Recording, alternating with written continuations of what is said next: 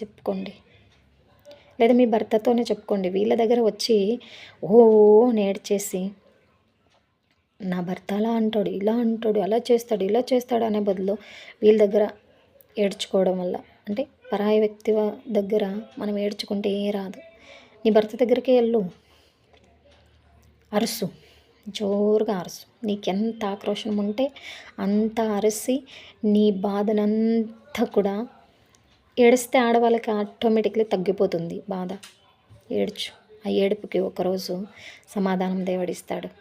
ప్రతి ఒక్క కన్నీటికి కరగని మగోడంతే లేడు. ఆడదాని కన్నీటికి చాలా శక్తి ఉంది. ఆ కన్నీటిని ఎప్పుడంటే అప్పుడు, ఎవరి ముందర అంటే వాళ్ళ ముందర నువ్వు కార్చేసి వృధా చేయొద్దు. నీ భర్త దగ్గరికి వెళ్ళు, ఇట్లా చేయొద్దు అని ఏడ్చు. మనం ఇట్లా బాగుపడదామని ఏడ్చు.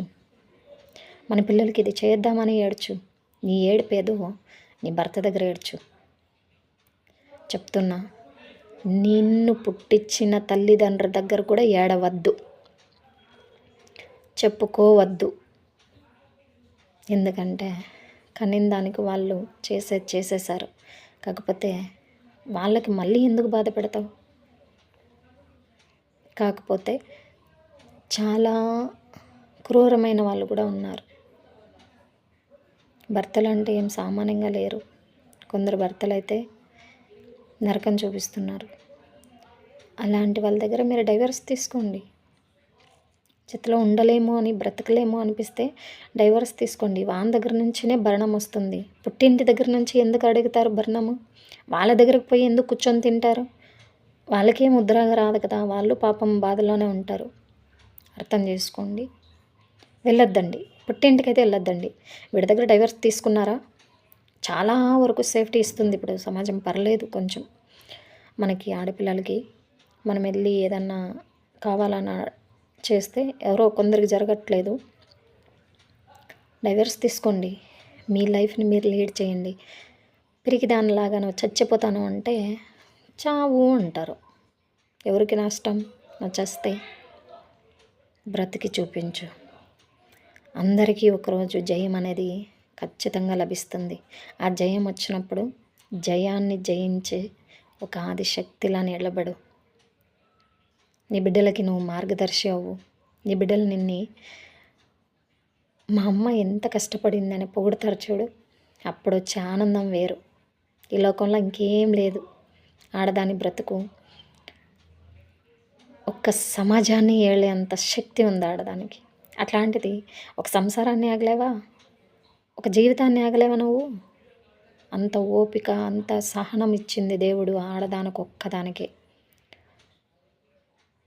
మగోడికైతే బుద్ధి నిజంగా అంత పెద్దగా ఇవ్వలేదు. మనకొచ్చే ఐడియాలు పాపం వాళ్ళకి రావు.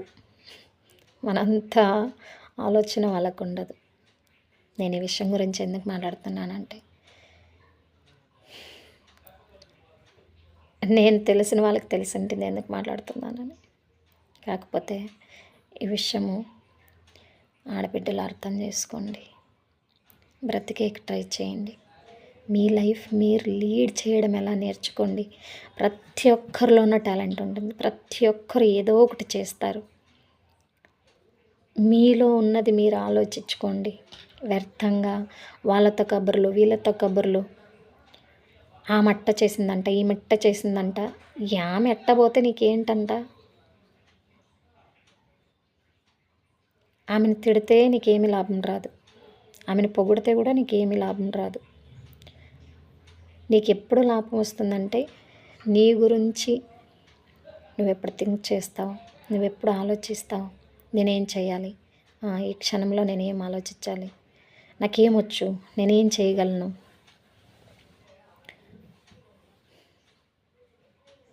ఆడది తలుచుకుంటే ఏదైనా చేయగలదు. తెలుసుకోండి. ఒక చాలా భయపడి ఏదో జరిగిపోతుంది, నా వల్ల ఏం కాదు, నేను ఆడపిల్లని పొడు వెనక పడద్దండి.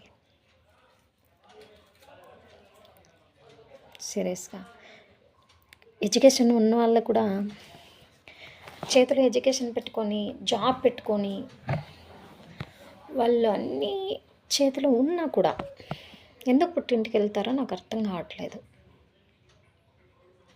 అక్కడ ఎంతసేపు ఉన్నా అది నీ ఇల్లు కాదని గుర్తు చేస్తూ ఉంటుంది ఆలోచన. ఇది నా ఇల్లు కాదు, ఇది నా ఇల్లు కాదు, ఇది నాకు సంబంధించిండేది కాదు, జస్ట్ వచ్చాను అంతే. ఎన్ని రోజులు ఉంటానో తెలదు. పుట్టిల్లంటే అంతే, పరాయి ఇల్లు అంటే అంతే. మన ఇల్లు ఎప్పుడు తెలుసా?